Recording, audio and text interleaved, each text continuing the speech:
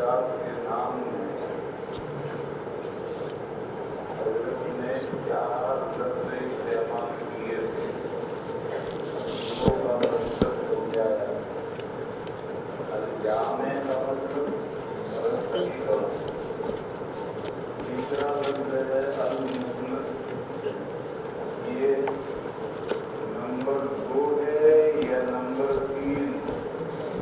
دیکھیے کتاب کی شکل میں مقدمہ لگ رہا ہے، اس سے پہلے ہی صفحے پر کتاب کا نام ہو تو الجامع المسند الصحیح ہے یا الجامع الصحیح المسند ہے؟ دیکھیے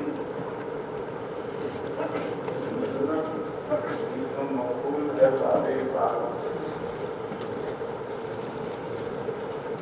اسند الحدیث کے معنی رفع القول الى قائله، بات کو بات کہنے والے کی طرف اٹھایا، رفع القول الى قائله، بات کو بات کہنے والے کی طرف اٹھایا، یعنی بات کہنے والے تک بات کی سند پہنچے کہ میں نے یہ بات فلاں سے سنی، اس نے فلاں سے سنی، اس نے حضرت سے سنی، حضرت تک بات پہنچے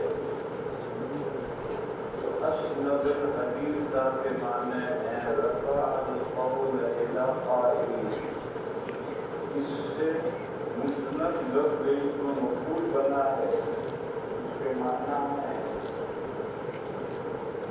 مرفوع حدیث،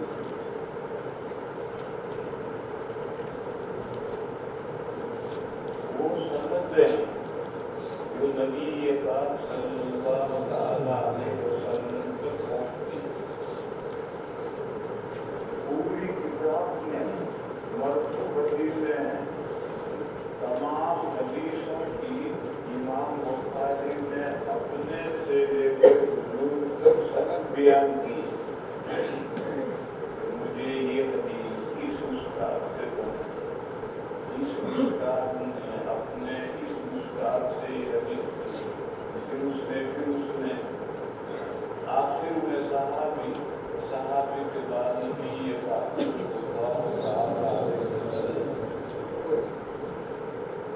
گویا پوری کتاب میں مرفوع حدیث ہے، وہ حدیث بے سند نہیں، یہ مسند کا مطلب ہے کہ پوری کتاب میں مرفوع حدیث ہے اور سند کے ساتھ ہے، کوئی حدیث بے سند نہیں۔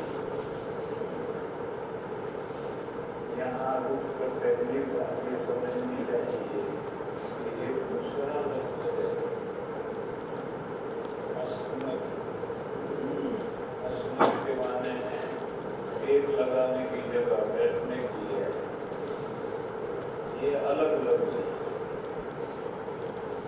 حدیث کی کتابوں میں یہ لفظ نہیں آئے، بلکہ حدیث کی کتابوں میں تو یہی مسند لفظ آئے، اسناد کافی بات سے مفعول مسند آئے، جیسے امام احمد علیہ الرحمہ کی کتاب کا نام ہے مسند و احمد ابن حنبل، امام احمد کی حدیث کی کتاب، اس میں صرف مرفوع حدیث ہے،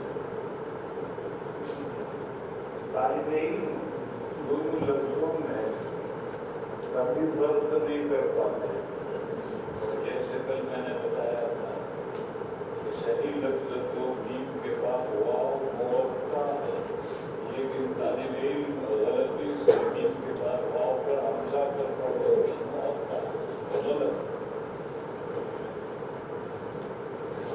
ایسا ہی طالب علم ایسی ہی غلطی کرتے ہیں، ایک کتاب تم پڑھ کر آئے وہ دوسرا وہاں سین کر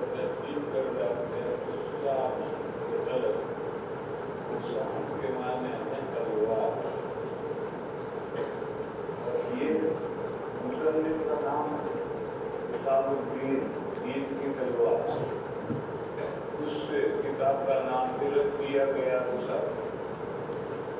इसी तरह की एक बहुत खतरनाक पद्धति करते हैं लोग, तालिब इल्म भी आ गए। कोई किसी पीर का खलीफा होता है तो कहते हैं ये खुदा साहब का मजाज है, इन पर खबर पड़ते हैं मजाज है, ये गलत मजाज और हकीकत का मुकाबिल। सही लफ्ज़ है मुजाज, अजाज लबू से इसमें मजबूत। खुदा ने इसको बहस करने की इजाजत, उससे इसमें मजबूत बनता है मुजाजुन, इजाजत दिया हुआ। लेकिन हम लोग फर्क नहीं कर पाते हैं, क्योंकि हकीकत मजाज ये लफ्ज़ तो जुबान पर चढ़ा हुआ, मुजाज लफ्ज़ों को जानते ही नहीं, तो जो जुबानों पर चढ़ा हुआ है वही बोलते रहते हैं कि ये खुदा साहब के मजाज हैं, यानी उसकी हकीकत नहीं, ठीक है। इसलिए उस लफ्ज़ के इस्तेमाल में गलती है, गलती तालिब इल्मों की जुबान पर वो गलती नहीं आनी चाहिए, वो लफ्ज़ मुजाज है। इसी तरीके से मसनद एक लफ्ज़ है जिसके माने टेक लगाने की जगह दाव रखी है। हदीस की किताब में जो लफ्ज़ आता है वो मसनद लफ्ज़ है, इमाम बुखारी ने इसी लफ्ज़ इस्तेमाल किया। तीसरा अल-जामिउल मुस्नदुस सहीह,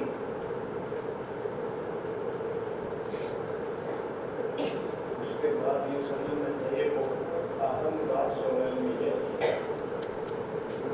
बुखारी शरीफ जब पढ़ोगे तो हज़रत बाप आए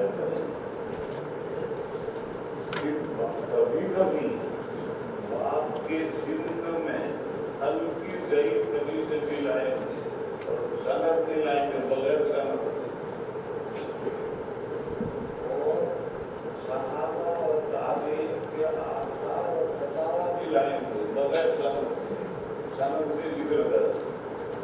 आप ये हदीस जिक्र कर रहे हैं मरफू, लेकिन सनद नहीं, और वो हदीस कभी कभी हल्की गई कि सहाबा और अकाबिर ताबीन के फतावा और आसार बकसरत जिक्र करेंगे सनद के बगैर। फिर जब ये पूरे बजाएंगे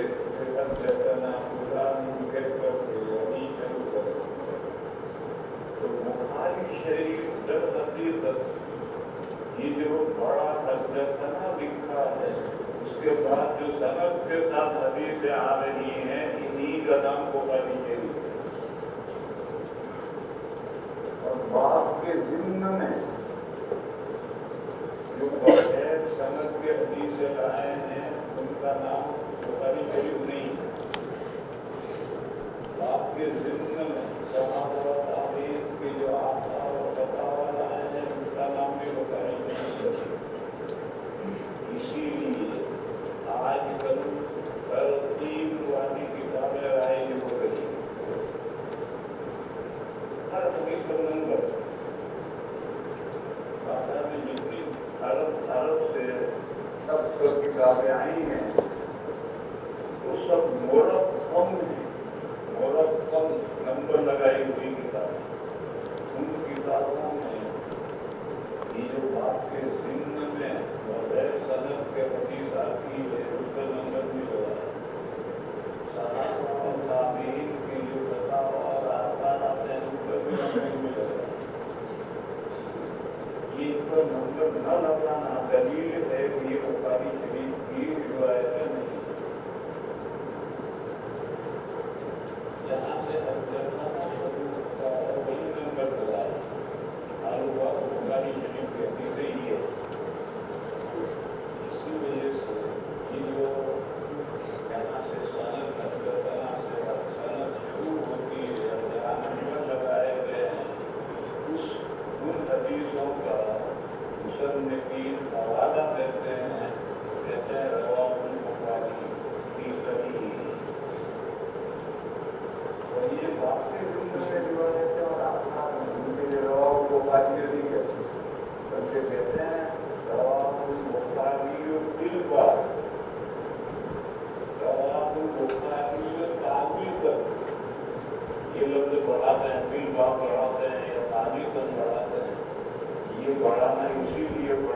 है कि ये जो आपके जिम्न में रिवायात हैं ये बुखारी शरीफ नहीं।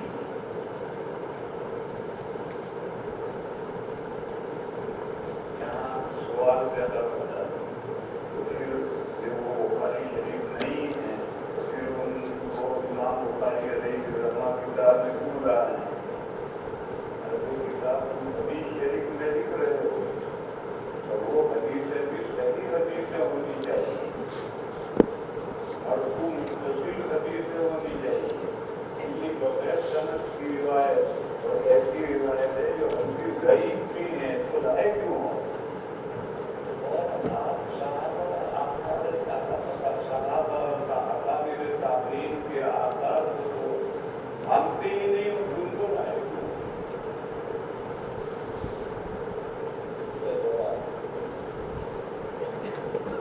इमाम मुस्लिम अलैहिर्रहमा को ये भी खिलाफ उस्ताद से हुआ। इमाम मुस्लिम को जो मुस्लिम शरीफ लिखनी पड़ी, इमाम मुस्लिम के इमाम बुखारी अलैहिर्रहमा के साथ आगे हुए उनको मुस्लिम किताब लिखनी पड़ी। चंद बातों में खिलाफ हुआ। एक तो उस्ताद ने सिर्फ सही लेकर ही रिवायतें ली, हसन रिवायतें जोड़ दी। करामाने के हसन रिवायतें ज़ईफ़ नहीं। जिस जमाने में ये किताबें लिखी गई हैं उस जमाने में हदीस की जोड़ी उसमें सही और ज़ईफ़। ये जो बात में हसन निकली ये तो ज़ईफ़ नहीं है। ये ज़ईफ़ नहीं है तो सही की जो किताब लिखे कि सही हदीस होगी उतनी हसन होनी जगह नहीं। सही में ले लिया करते। इमाम मुस्लिम को ये खिलाफ हुआ वो सही के साथ हसन हदीस भी लाए। दूसरा एक खिलाफ तो आम लोग को उलमा बयान करते हैं वो ये है कि इमाम बुखारी अलैहिर्रहमा की इत्तिबाअ सनद के लिए रावी और मरवी और मजबूर में जिंदगी में तमन्ना एक मरतबा मुलाकात होनी जरूरी है साबित हो तो ये रावी इस मरवी अब्दुल से मिला है। जिंदगी में जाने एक मरतबा मिला सबूत चाहिए और अगर मुलाकात का सबूत नहीं है तो इमाम बुखारी अलैहिर्रहमा उस रिवायत को मौसूल नहीं करेंगे। इमाम मुस्लिम को इससे भी गया दो आदमी हैं दोनों दाखिल में पढ़ाते हैं और एक ही जमाने के बताते रहे और एक दूसरे से हदीस रिवायत कर रहे हैं तो अब आप इस तारीख में पढ़ जाए कि इसकी इससे मुलाकात है या नहीं। हदीस की क्या जरूरत है? एक जमाने के दोनों हैं ताजुम में पढ़ाते हैं एक ही जमाने में रहते हैं बस अगर मुलाकात साबित भी न हो तो भी मुलाकात है। तो इमाम मुस्लिम कहते हैं मुआशरा काफी हम जमाना होना इत्तिसाल सनद के काफी मुलाकात का सबूत जरूरी नहीं।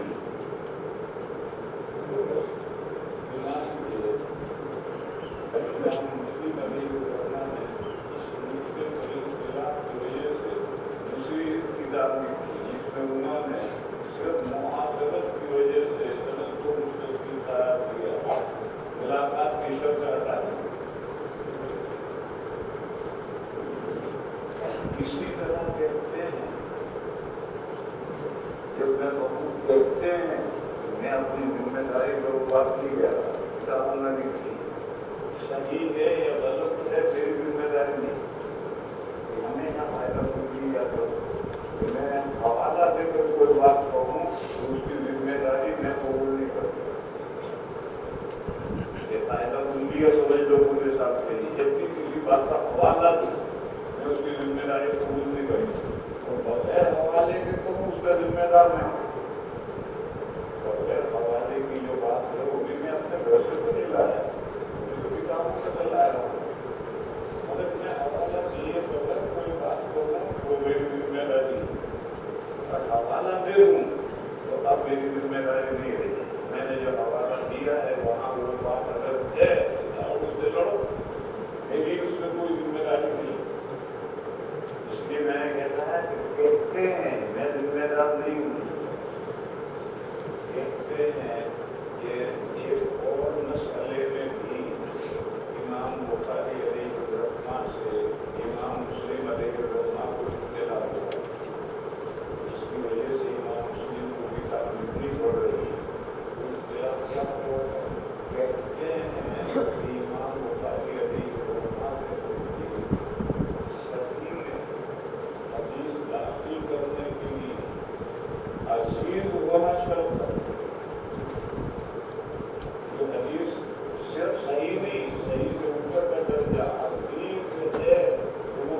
کتاب میں داخل کریں گورنر نہیں کریں. حدیث کس کو کہتے ہیں؟ حضور سے روایت کرنے والے دو صحابہ. اس صحابی سے بھی دو راوی, اس صحابی سے بھی دو راوی, پھر ہر ایک سے دو راوی. اسی طرح سے امام بخاری پر حدیث ہوتی ہو تو اس سے حدیث کو کتاب میں داخل کریں.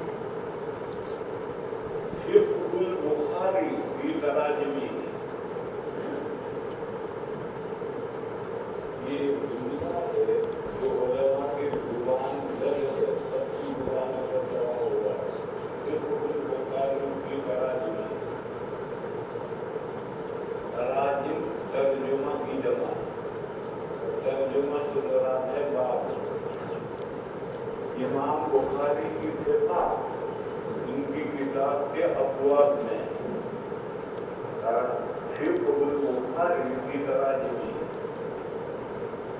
اس کا مطلب عام طور پر یہ سمجھا گیا کہ چونکہ امام بخاری دعوے دار کے مشترک مطلق ہونے امام بخاری علیہ الرحمہ اپنے آپ کو مطلب مانے کامل کسی کے ماتحت نہیں مستقل مطلب کا مانے مستقل امام بخاری علیہ الرحمہ خود کو مجتہد مطلق سمجھتے مجتہدین 300 गुजरे हैं। दौरे अव्वल में मुज्तहिदीन 300 गुजरे हैं।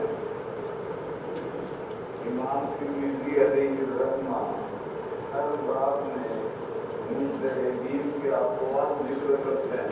तो पूरी किताब में 25 मुज्तहिदीन के अक़वाल जिक्र किए। तो मुज्तहिदीन तो वो बहुत गुजरे हैं, 300। लेकिन 4वीं सदी में तक़लीद के लिए 4 इमामों की तायीन की गई। बस ये 4 की तक़लीद करो, 4 के अलावा भी नहीं। तो मुज्तहिदीन तो 300 हैं, तो 4 की तायीन क्यों हुई? इसीलिए मुज्तहिद की पैरवी करें। बल्कि गैर मुक़ल्लिदीन तो ये कहते हैं कि तुम मुज्तहिदीन की पैरवी क्यों करते हो? पैरवी करो तो सहाबा की करो।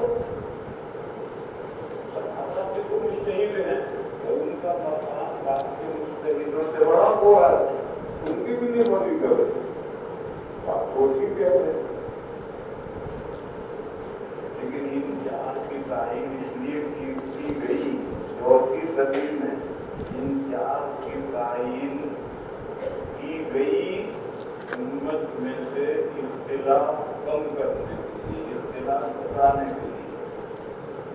तो 300 मुज्तहिदीन हैं और हर मुज्तहिदीन के मानने वाले 2-4 होते ही हैं। तो उम्मत में बहुत इंतशार हो गए। उस इंतशार को बताना, कम करना।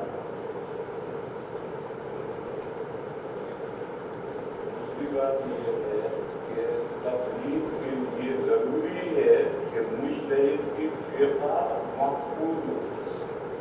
जिस मुज्तहिद की तक़लीद करनी है उसकी फ़िक़्ह अलिफ से या तक सारी महफूज़ हो किताबों के, और भी तो तक़लीद करेंगे। अब सहाबा में से कोई सहाबी ऐसा नहीं है जिसकी फ़िक़्ह अलिफ से या तक महफूज़। सबसे ज्यादा हज़रत उमर रज़ियल्लाहु ताला अन्हु से मुस्तफ़ात नबी, वो भी शरीयत इस्लामिया का 10% भी नहीं है।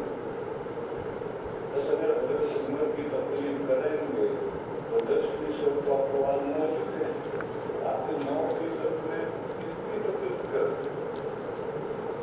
इसी तरीके से बाद की जो 300 मुज्तहिदीन हैं उनमें से जिनकी अलिफ से या तक फ़िक़्हें महफूज़ हो गई हैं उन्हीं की तो तक़लीद कर सकते हैं। इमाम क़ौरी रहमहुल्लाह, तिर्मिज़ी में उनके अक़वाल आते हैं। सारे अक़वाल इकट्ठा करोगे तो शरीयत इस्लामी का 100वां हिस्सा मिलेगा। फिर उनके अगर कोई तक़लीद करना चाहे तो निन्यानवे फ़ीसद मसाइल इसका कौल है। इसलिए जरूरी है कि ऐसे मुज्तहिद को तक़लीद के लिए मुतय्यन किया जाए जिसकी फ़िक़्ह अलिफ से या तक ना हो। जब इस नुक्ते नज़र से गौर किया जाए तो यही 4 मुज्तहिदीन थे जिनकी फ़िक़्हें अलिफ से या तक महफूज़ हो गई थी। अल्लाह ने 4 को बेहतरीन तदामे का इनायत फरमाया। और ये जो शागिर्द होते हैं, तालिब होते हैं, ये भी उस्ताद को गिराते भी हैं और डुबाते भी हैं। डुबाते भी यही तालिब इल्म और गिराते भी यही तालिब इल्म। अच्छे तालिब इल्म होंगे उस्ताद का नाम रोशन हो जाएगा। निकल में तालिब इल्म होंगे उसका पीछे हुए। इन 4 मुज्तहिदीन को अल्लाह ताला ने ऐसे बेहतरीन शागिर्द अता फरमाए तो उन्होंने अपने उस्ताद की फ़िक़्ह पूरी हर बात के मसाइल महफूज़ थे। और जहाँ कभी थी उन्होंने अपने अक़वाल बढ़ाए और सारी फ़िक़्हें मुकम्मल। ایک تو یہ بھی چار ائمہ ایسے تھے کہ جن کی پوری فقہیں منضبط ہو گئی.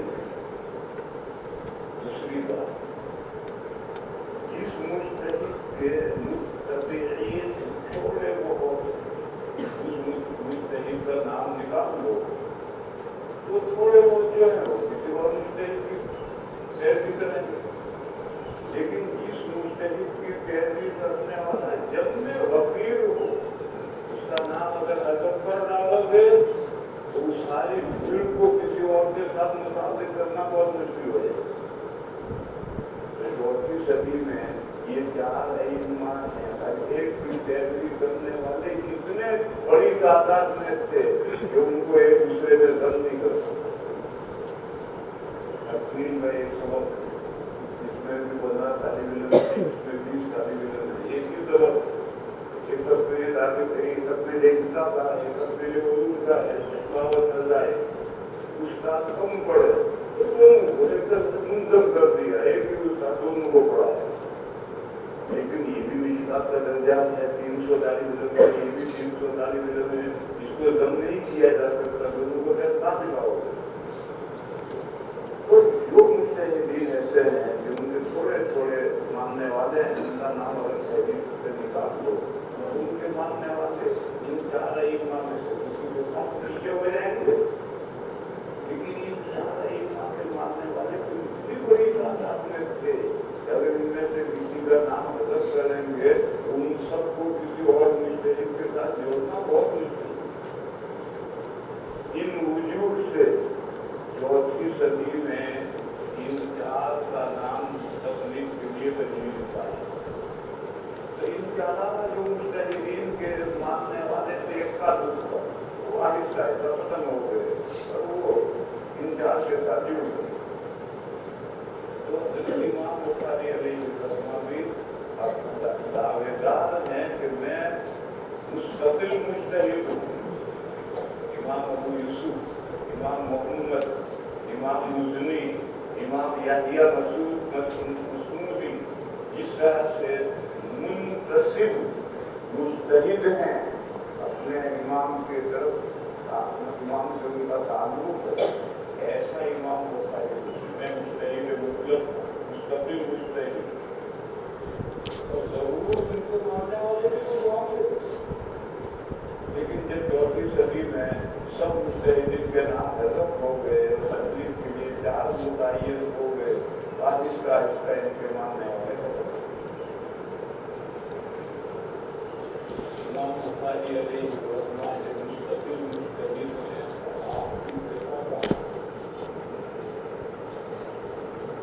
وہی صورتیں ہیں، شاگرد استاد کی اتباع محفوظ کریں اور کتاب میں جمع کریں. جیسے امام اعظم کی اتباع امام محمد نے اپنی کتابوں میں جمع، تو امام بخاری علیہ السلام کی اتباع ان کے کسی شاگرد نے کسی کتاب میں جمع کی. کہ آپ کی جگہ کہاں ہے؟ تو حضرت نے اپنی جگہ اپنی صحیح کے ابواب میں بند پھر وہی بخاری کی طرح امام بخاری کی طرح ان کی کتاب کی کتاب کے ابواب میں انہوں نے بند. یہ مطلب عام طور پر جملے کا سمجھایا جاتا ہے، بالکل بخاری کی طرح زندگی کا. لیکن میرا زندگی مطلب صحیح نہیں، لیکن 100% غلط بھی نہیں. کچھ تو صحیح بھی لیکن 100% صحیح نہیں. آپ جب بخاری شریف پڑھیں گے تو آپ کے سامنے بات آئے گی کہ امام بخاری علیہ السلام اپنی رائے اپنے اجتہادات آپ نے بیان کر ساری کتابوں بیان نہیں کر. 5 مسائل جن کا حدیث شریف سے تعلق ہے، وہ 5 مسائل میں جو حضرت کی اپنی رائے ہے وہ اپنی رائے بیان کریں گے. اس لیے میں نے کہا کہ یہ جو سمجھا گیا ہے یہ 100%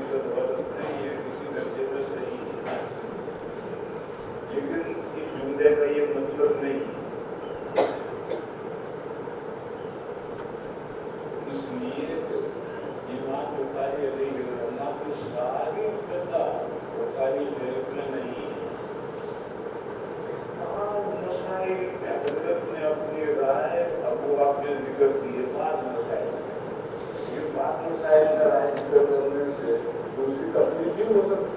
تفریح کے لیے تو ضروری ہے تفریح سے یا تو سارے مسائل اکٹھا لکھے جائیں. کسی جملے کا مطلب کیا ہے؟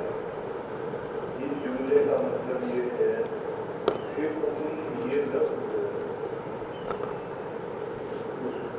معروف اتفاق کے الگ سے نہیں جو بھی مانے ہیں کہ تم جو ہے سمجھداری امام بخاری کے لیے علماء کی سمجھداری ان کے افواہ سے سمجھ آتی ہے سمجھدار آتی ہے.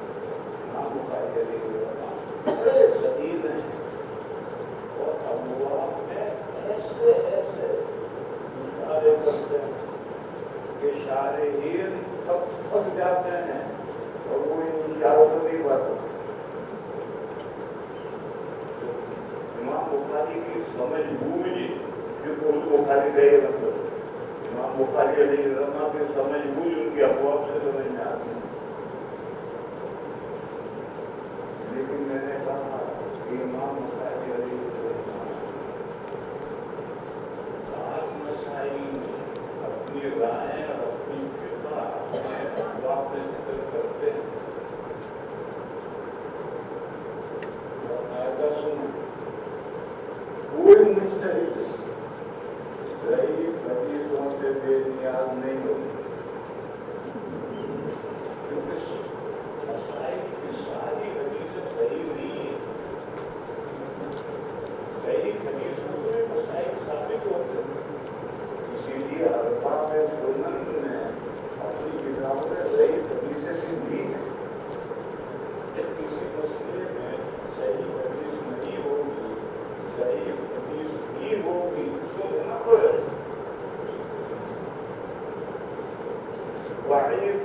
جدہ اس کا کوئی اعتبار نہیں. صحیح جدہ کے معنی ہے جس میں 50% موضوع ہونے کا احتمال ہے. صحیح جدہ کا یہ مطلب ہے نہایت ضعیف. یہ تو وہ حدیثیں ہیں جن میں 50% احتمال ہے موضوع ہونے اس کا تو صحیح اعتبار ہے.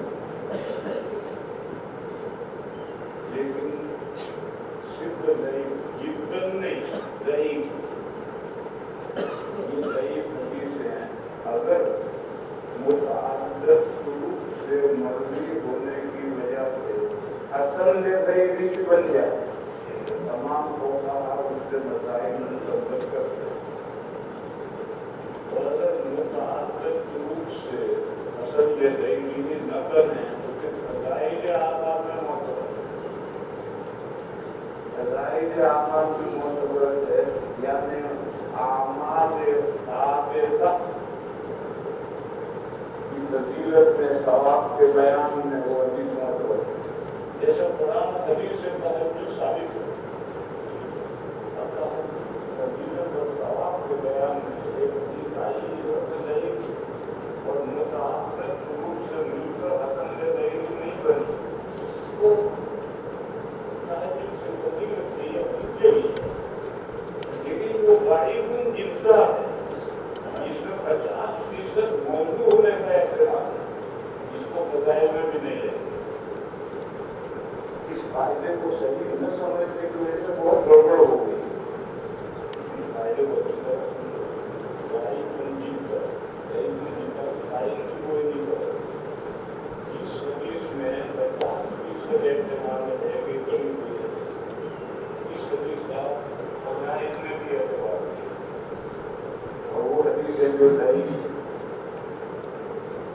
پھر اگر وہ متعدد سندوں کی وجہ سے حسن نہیں بن گئی ہیں تو تمام فقہاء مسائل میں اس کا اعتبار رکھتے ہیں اور ان حدیثوں سے استحباب کے درجے کے مسائل ثابت کرتے ہیں.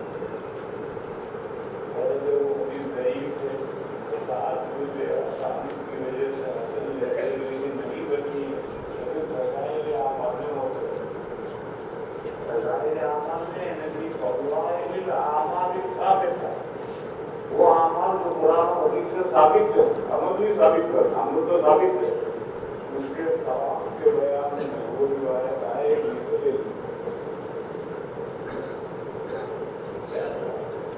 इसके आपके लिए सही हदीसों से मोहब्बत नहीं, सही हदीसों से इस्तेमाल करना पड़ता। कौन सी सही? हल्की सही। या ये कहो कि वो सही जो आपको जो आसानी हुए समझने रही हुई बनती, तुम कहो या हल्की सही को अरबी में कहो जिसका कहो समझ लो इसका इसके दो को उठाया जा सकता और क्या किया जा सकता है। ऐसी हदीस है मसाइल में भी उज्जत है, नई हदीस उज्जत, जिससे भी फिर इस्लामी देख करना है तो ऐसी हदीसों से उसे इस्तेमाल करना पड़े। और इमाम बुखारी अलैहिर्रहमान ने अपनी किताब में फिक़्ह भी पेश की है, बल्कि अपनी जो राय है वो भी पेश की है। बस उनके लिए नई हदीसों की इस्तेमाल करना पड़ता है जब उसकी सही फिलहाल है वो किताब में उस मसले को साबित करने के लिए नई हदीस लाएंगे। अब परेशान इधर तो तय किया है कल जाम में वो सही और इधर जगह पेश करनी है तो उसकी सही भी लगी। दोनों को अलग करने के लिए कहा कि जहाँ में हदीस से हदीस किया तो वो बुखारी की हदीस तो सही, और आपके जिम्न में हदीस ना हो बुखारी की हदीस नहीं। नवाब बुखारी की पीठा में ताली तक तर्जमे से ताली तक वो उनकी सही भी चली। एक रास्ता तो हजरत ने यूं निकाली। दूसरी बात सुनो,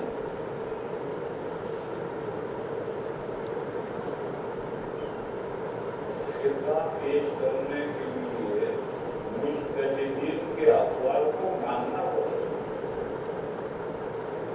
क्योंकि क़यामत तक के सारे मसाइल कुरान और हदीस में सराहतन नहीं है। दीन इस्लाम को क़यामत तक के दिया है। बस नई नई बातों के अहकाम कुरान और हदीस में कौन निकालेगा? ये मुज्तहिद नहीं निकाले, तो वो निकालेंगे उनको मानना पड़ेगा। अगर नहीं मानोगे तो निकालने का फायदा क्या होगा? और कुरान करीम से इज्तिहाद की एतबारियत साबित है। सूरह नहल में आया वो अंज़लना इलैका ज़िक्र, हमने आपकी तरफ कुरान अंज़लना इलैका ज़िक्र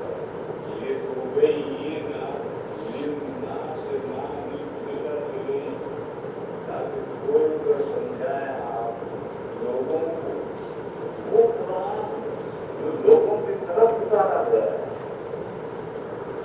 ये कुरान वो आया रसूलुल्लाह तमाम इंसानों की तरफ उतारा गया है। हुजूर वास्ता और जरिया है। तो ये वो ये तुबय्यिना लिन्नास मा नुज़्ज़िला इलैहि, वो कुरान जो लोगों की तरफ उतारा गया है, ये कुरान आप उनको खोलकर समझाएं। इसलिए हमने आपके वास्ते से कुरान भेजा है। ये जो हुजूर ने कुरान खोलकर समझाया, इसी का नाम हदीस है।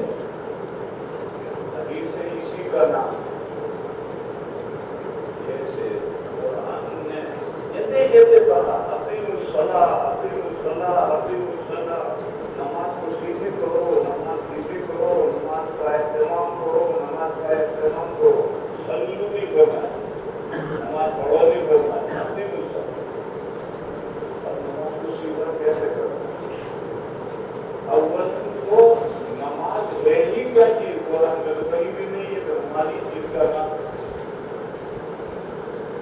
उस नमाज की ऐसे तरकीब बना कर नमाज पढ़ो, फिर नमाज के फराइज़, वाजिबात, सुन्नतें, मुस्तहब्बात, नमाज पढ़ने वाली मुफ्सिदात, मकरूहात, इसका भी مسجدیں بناؤ، جماعت رکھو، امام ہو، ایسا ہو، اذان ہو، یہ سب اپنے مسئلہ کی شرح ہے. اور 2000 حدیثیں ہیں جس سے اپنی مسئلہ کی شرح ہو. یہ مجھے نہیں سمجھا کہ اللہ زندہ یہ تو گئی نہ دینا دماغ نہیں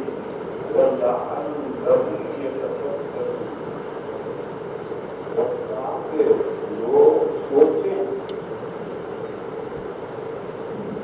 اس میں اشارہ ہے کہ حضور قرآن میں سے قیامت تک کے تمام احکام نکال کر نہیں بتائے. حضور اپنے زمانے کی ضرورتیں قرآن سے نکال کر بتائے. قیامت تک کی نہیں. کیوں؟ قیامت تک جو چیزیں نئی باتیں پیدا ہوں گی ان کے پتہ نہیں کیا کیا نام ہوں گے، ان کی حقیقتوں کو صحابہ سمجھتے ہی نہیں ہوں گے کہ ان کے احکام کو کیسے جاتے ہوں. حضور کے حیات مبارکہ میں نیشنل گورنمنٹ قائم ہوئی. جزیرۃ العرب کی حد تک اسلامی حکومت قائم ہوئی اور اس اسلامی حکومت میں سب مسلمان ایک ہی قوم جو خلفاء راشدین کے زمانے میں انٹرنیشنل حکومت قائم ہوئی. جزیرۃ العرب سے باہر ایران، عراق، شام، مصر، فلسطین، اردو یہ سب اسلامی تمدنوں میں آئے اور ان ملکوں میں غیر مسلم بھی وہ بھی اسلامی ملک کے شہری بنے. اب احکام بڑھ جائیں تو حضور نے اپنے زمانے تک حکومت کی قومی حکومت نیشنل حکومت اسی کا کام کیا. اور خلفاء راشدین کے زمانے میں جب بین الاقوامی حکومت قائم ہو گئی اس کے احکام خلفاء راشدین کیا. فرمایا علیکم بسنتی وسنت الخلفاء الراشدین المہدیین. تو جب حضور کے زمانے سے مستقبل زمانہ انٹرنیشنل حکومت کا ہے اس کے احکام حضور نے نہیں بیان کیے، خلفاء راشدین کے حوالے کیے تو قیامت تک کی جو احکام بدلتے جائیں گے نئی نئی چیزیں وجود میں آئیں گی ان کے سب احکام پر حضور بیان کریں تو صحابہ سمجھیں گے ہی نہیں اور بغیر سمجھے یاد کیسے رکھیں. اس لیے آگے کا کام امت کو سونپ دیا وَلَعَلَّهُمْ يَتَفَكَّرُونَ اور تاکہ لوگ قرآن میں غور و فکر کریں.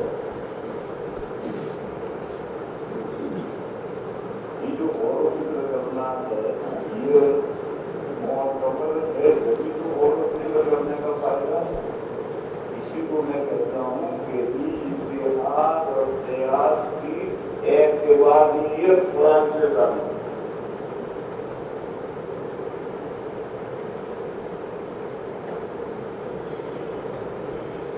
آپ سب کتنے اٹھائے سب کتنے کہاں ہوا ہمارا کی دفعہ اٹھاؤ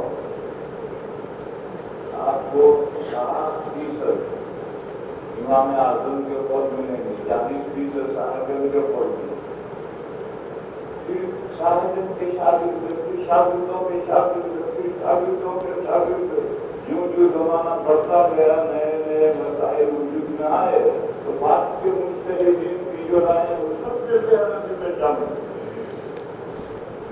آج عالمی اسلام میں ہمارے جو مفتی کرتے ہیں وہ نئی نئی باتوں کے جو فتوے دیتے ہیں وہ فتوے سب سے نئی حالت میں شامل ہوتے ہیں.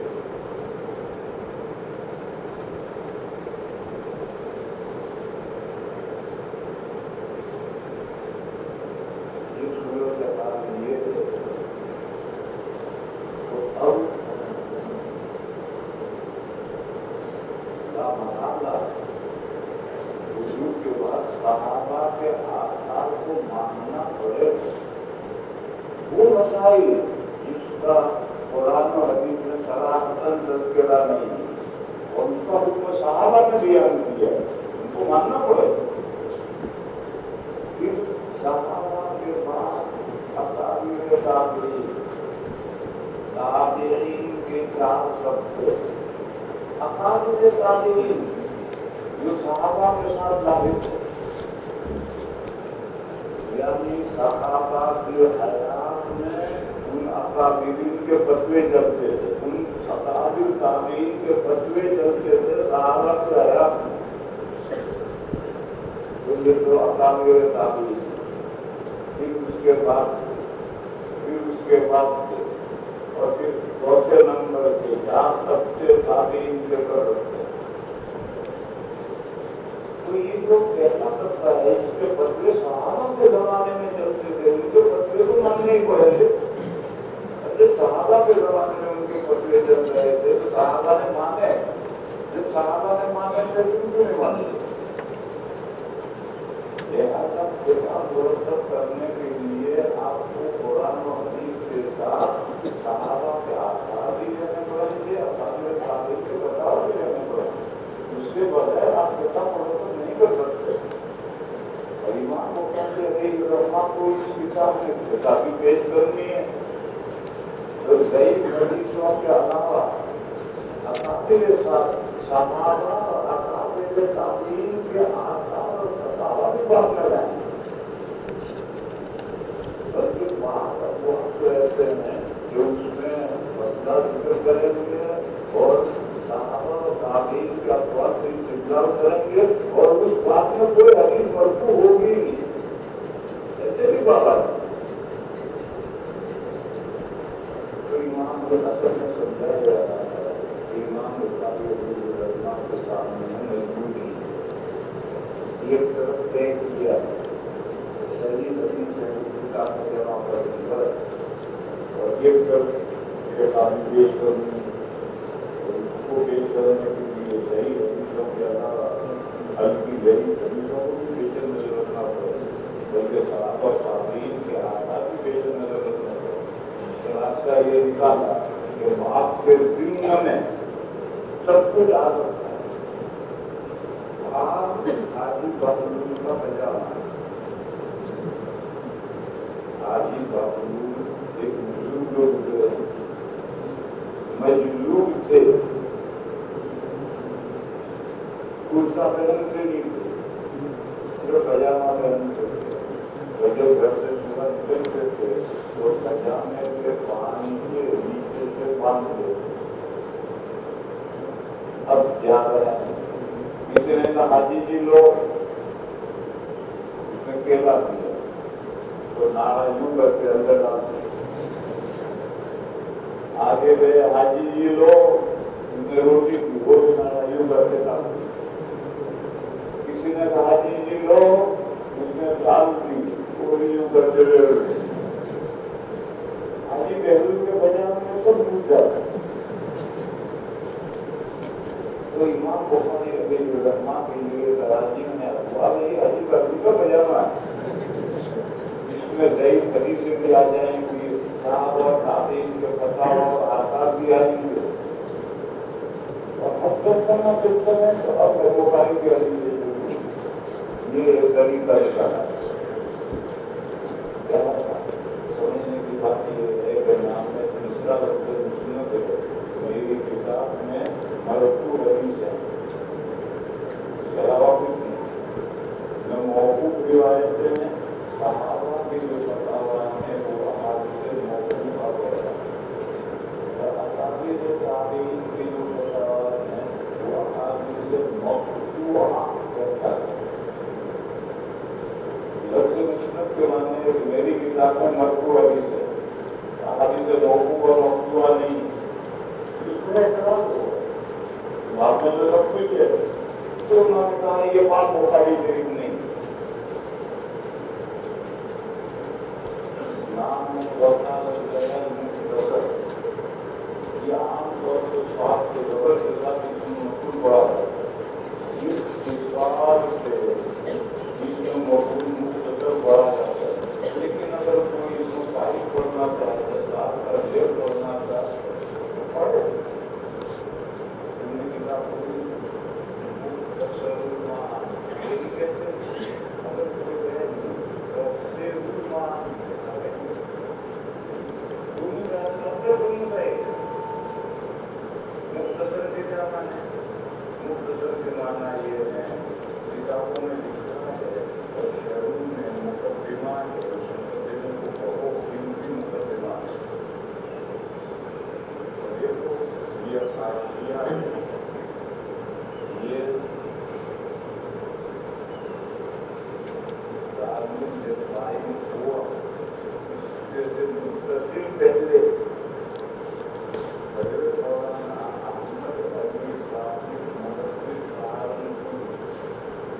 گئے جو مزاجوں کے پانیوں میں بھی دارگن کے پانیوں میں نہیں، دارگن کے پانیوں میں تو حاجی ابھی گزرتا اور حضرت نانوتوی نے ان سے کہا، حضرت نانوتوی نے مولانا محمد علی صاحب سے کہا ہے مگر دارگن کے پانیوں میں وہ نہیں، دارگن کے پانی تو حضرت حاجی ابھی گزرتا دارگن کے پانیوں میں یہ نام آتا ہے ایک مولانا سعادت علی صاحب دوسرا نام ہے، ان کا یہ حاشیہ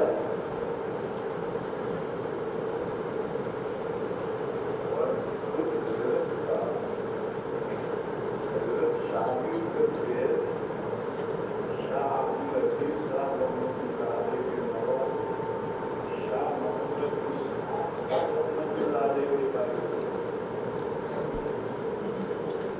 انہوں نے یہ حاشیہ لکھا اور پھر حضرت کا بڑے بڑے سر کرتے رہے، تو حضرت نے چھاپا کے پوچھی یہ کتاب چھپ رہی ہے، اس کو بھی پوری تیار ہوتی تھی، وہ کافی تلاوت کرتا تھا اور سب کرتے رکھی رہی، آخر میں حضرت کو کوئی گزر پیش آیا، حضرت نے آخر کا حصہ اپنے اس نوجوان شاگرد حضرت نانوتوی کے حوالے کیا کہ یہ جو آخر کا حصہ ہے اسے پورا بڑا تاکہ ساری کتاب سمجھ جائے، تو پہلے سے جو کرنے چھپے ہوئے رکھتے ہیں سب مل کر کتاب مکمل ہو کر مارکیٹ میں آئے، تو آخر کے بارے حضرت نانوتوی نے لکھا، حضرت نانوتوی نے لکھا، کہاں سے لکھا ہے معلوم نہیں، حضرت مولانا یونس صاحب متدلو سہارنپور کے انہوں نے کوئی تحقیق کر رکھی ہے تو فلاں جگہ سے حضرت نانوتوی نے لکھا ہے، وہاں جا کر پوچھو، کانپور کے مولانا یونس حسن راشد ہیں انہوں نے بھی کوئی تحقیق کر رکھی ہے تو فلاں جگہ سے لکھے، جب ان سے پوچھو، میں نے کوئی تحقیق نہیں، لیکن اتنی بات غریبی طور پر میں جانتا ہوں کہ آخر کے کچھ حصے کے حاشیے حضرت مولانا احمد علی صاحب نے نہیں لکھے، کسی اور نے نہیں، میں نے تو پوری اسی حاشیے سے لکھی، میں نے کوئی صلاح نہیں دیتی، اور تو سارے لکھتے وقت میں نے کوئی صلاح نہیں دیتی، اسی حاشیے سے لکھی، مجھے پہلی مرتبہ میں نے جن کے اول جن کے ساری پڑھائی کی تب بھی اسی حاشیے سے لکھی،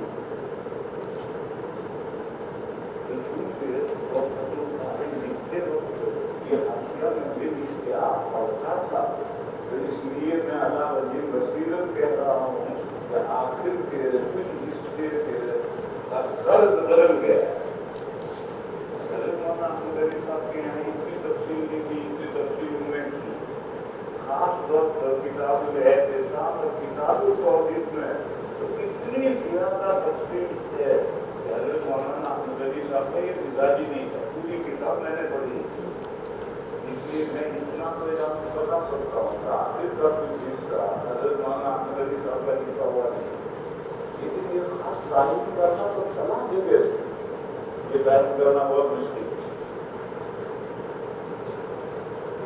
ایسے ہی حضرت شیخ الدین قدس صاحب حضرت شاہ عبدالقادر صاحب رحمۃ اللہ علیہ کا جو قرآن کا ترجمہ تھا اس کا حوالے لکھنے جو تھی مالٹا جیل میں، پھر وہاں سے چھٹکارا ملا، ہندوستان آئے، 3 مہینے حیات رہے، پھر انتقال ہوا، جو حاشیہ لکھ رہے تھے وہ پورا رہ گئے، اس کو حضرت مولانا شفیع احمد صاحب عثمانی نے پورا کیا، لیکن یہ بتانا کہ یہاں پر ان کا ہے اور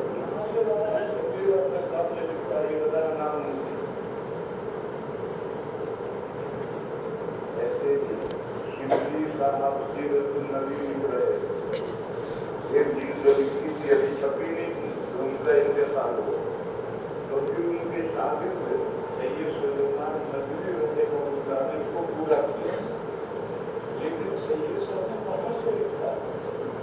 कैसे है कि जिनके अवसर शिवजी साहब की मामले जितने चीजें कैसे हैं, मतलब जल्दी युग में भी सैयद साहब ने जगह जगह पे पढ़ाया होता है, इसलिए इसकी तारीफ करना कोई जरूरी नहीं है, खामखा इसकी तारीफ करने की कोई जरूरत नहीं है। मगर अला वजीर वसीरत ये बात सुनो, ये हाशिया तमाम अरबी शरहों से बनी। मैंने तो सारी अरबी शरहें भी देख रखी, मैंने शरह देखी है तो सबको देखना पड़ता है, ये मैंने सब देख रखी है, उन सब से ये हाशिया बनी। मगर तुम लोगों को तो नजर पड़ेगी उनको उर्दू शरह देखने के लिए आप उर्दू देखो, कोई मना नहीं कर रहा, लेकिन अगर उर्दू बनी अलग गए उर्दू को वास्ता जरिया बना करके अरबी में जाओ, दाखिल हो। अगर अरबी में आप दाखिल नहीं हो तो उर्दू किताबें और उर्दू शरहें 100 साल भी पढ़ते रहोगे, इल्म नहीं आएगा जब तक तुम्हारे उसमें दाखिल न हो। लेकिन अगर किसी दाखिल की इस्तेदाद कमजोर है, और आम तौर पर इस्तेदाद कमजोर होती है, तो वो उर्दू को वसीला जरिया वास्ता को बना सकता है, यानी उर्दू शराब पढ़े जो पूरी अरबी को पढ़े, क्योंकि जो उर्दू में है वही अरबी में, उर्दू पढ़कर अरबी पढ़ेगा, अरबी से समझे तो इल्म आएगा, वो नहीं आएगा। इस जमाने में तलबा अव्वल तो पढ़ते ही कानों की ऐसी करते सुनाओ, सुनने के लिए बड़े मुद्दा, आंखों से दीदा रेजी नहीं करते, दीदा मैंने आप रेजी वाले बहाना आपसे बहाओ, दीदा रेजी नहीं करते, कानों के ऐसी करते। तो अव्वल तो तलबा पढ़ते ही, सुनने वालों को कोई इल्म है, लाखों का बच्चा सुनता है तो वो भी मौलवी बन जाता है।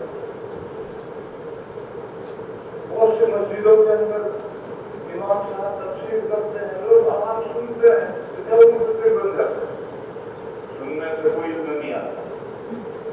दीदा रेजी करनी पढ़ना, तो पढ़ने के लिए मैंने कहा अरबी में है, कुरान हदीस अरबी में है, जो शब्द अरबी में लिखी गई है उनको पढ़ो, कोई इल्म आएगा वो नहीं आएगा। अगर इस जैसा उर्दू को जरिया वास्ता बना, उर्दू पर अगर तुम अटक कर रहते इल्म कभी नहीं आए। आप उर्दू शब्दों के बाद इस हाशिए को हल करो, इस हाशिए के पीछे पढ़ो, तमाम 100 से ज्यादा बुखारी की शरह लिखी गई, लेकिन ये हाशिया जैसी शरह है, ऐसी कोई शरह नहीं है। हाफिज इब्न हजर की भी शरह नहीं है, अल्लामा इनी की भी शरह है। और अब मौलाना लतीफुद्दीन नज़वी आजमगढ़ के अल-आइन में रहते हैं, कतर में रहते हैं, कतर में अल-आइन में रहते हैं, दुबई में रहते हैं। उन्होंने इसको 16 जिल्दों में शाये किया, बुखारी के हाशिए को 16 जिल्दों में शाये किया। ये भारत समाज के उलमा को उन्होंने पहुंचाया, इमाम हरम को पहुंचाया, शेखुल असगर को पहुंचाया, तो वो हैरान रह गए, दंग रह गए कि अच्छा बुखारी ऐसी शरह थी। और मौलाना कुर्सी रंगत उन्होंने मुझसे बयान किया कि मक्का मुकर्रमा में जामिया उम्मुल कुरा यूनिवर्सिटी जामिया उम्मुल कुरा, मौलाना को देखने गए नहीं गए, तो उन्होंने कुतुबखाना जो दाखिल हुए तो पहले कमरे के बीच में एक बड़े टेबल पर यही हिंदुस्तान की छपी हुई बुखारी, दोनों बुखारी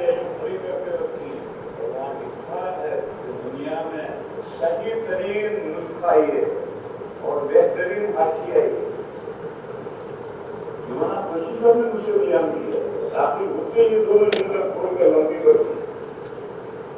मुझे व्यक्ति मुझे दाद पड़ा, आप लोगों को भी शायद देखी कोई, इसलिए मेरे ऐसे को से मदद और मदद देकर के इस आदमी को हल करो, समझो तमाम लोगों से देखते इशारा है।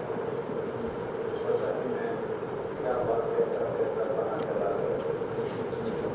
मैं ये कह रहा था मुझे इधर हाशिया और इधर मुकदमा, ये मुकदमा भी इसी हाशिए का मुकदमा हमारा नागल जी साहब का है, बहुत उनकी मुकदमा है। उस मुकदमे में पहले सत्य में या दूसरे सत्य में इमाम बुखारी आया, इमाम बुखारी ने कहा माँ अदखल इस सहीह इल्ला मा साफ़ा, मैं इस किताब में सिर्फ सही हदीस में बोला है, माँ अदखल इस किताब इल्ला मा साफ़ा व तरक्तु मिन सहीह लिहाज़ तूल, और मैंने सही हदीस में सब नहीं लाया किताब, वह सब हदीस सही हदीस किताब में लाकर किताब बहुत बड़ी हो जाए, इसलिए मैंने सही हदीसें छोड़ दी। जो भी हदीस लाए वो सही, लेकिन तमाम सही हदीसें नहीं लाई। अगर तमाम सही हदीसें किताब में लाते तो किताब बहुत बड़ी हो जाए। ये कौन है हवाला याद रखो, अब वो ये मुकदमे भी करते होगा या दूसरे में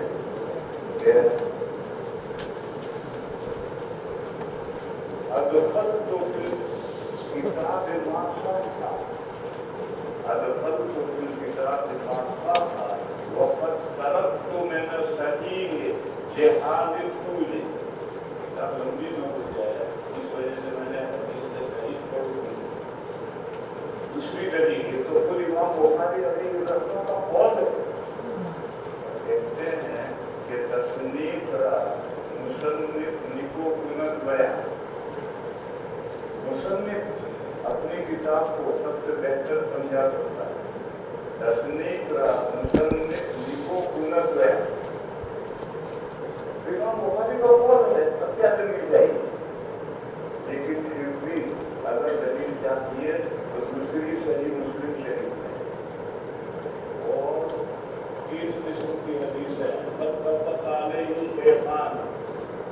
वो हदीस जो बुखारी में भी है मुस्लिम में भी, और वहाँ तफर बुखारी एक हदीस सिर्फ बुखारी में मुस्लिम में नहीं है, और माँ तफर भी मुस्लिम ये हदीस मुस्लिम में है बुखारी में नहीं। वो जो सिर्फ मुस्लिम में है बुखारी में नहीं है वो सही माननी पड़ेगी, क्योंकि वो भी सही मुस्लिम है और वो हदीस बुखारी में नहीं है। सब सही हदीस बुखारी में नहीं है।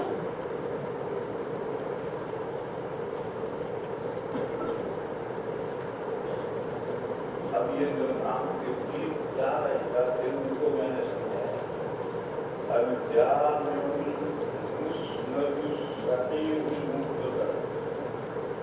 फिर आगे हर के जल लाए हैं और 3 चीजों को इस 4 के साथ मुताबिक किया, और उन 3 को अलग अलग समझना, फिर उन तीनों को उन 3 चारों के साथ जोड़ना, तो 3 जो 12 कितने बने। 3 चीजें क्या है, मिन उमूर रसूलिल्लाह सल्लल्लाहु अलैहि वसल्लम व सुननी व अय्यामी, ये 3 है, इनको अब आगे समझना है। आगे सुने